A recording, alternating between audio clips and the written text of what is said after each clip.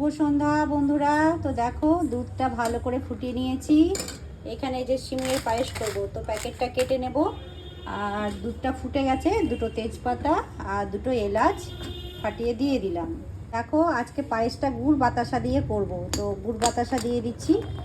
তো গুড় বাতাসা দিয়ে পায়েস কিন্তু ভালো লাগে খেতে, আর কালারটাও বেশ সুন্দর আসে। তো বাতাসাগুলো গলিয়ে নেব। এখন মিষ্টিটা একটু কম হয়েছিল, আর কিছুটা বাতাসা দিলাম। আর এইদিকে আমি সিমুইটা হাতে এরম করে ভেঙে নিয়েছি, লম্বা ছিল তো। আর এটা কিন্তু ঘিয়ে ভাজা, দ্বিতীয়বার ঘিয়ে আর ভাজতে হবে না। তো বাতাসাটা গলিয়ে নিই। বাতাসাটা তো গলে গেছে, কালারটাও দেখো চেঞ্জ হয়ে গেছে, হালকা লাল হয়ে গেছে দুধের কালারটা।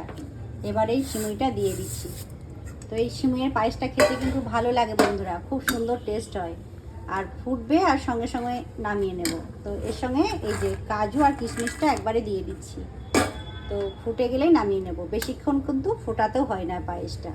দেখো সিমুইয়ের পায়েসটা কিন্তু ফুটে গেছে, তো এটা ফোটাতে নেই বেশিক্ষণ, তাহলে গলে যাবে। তো গ্যাসটা অফ করে দিলাম।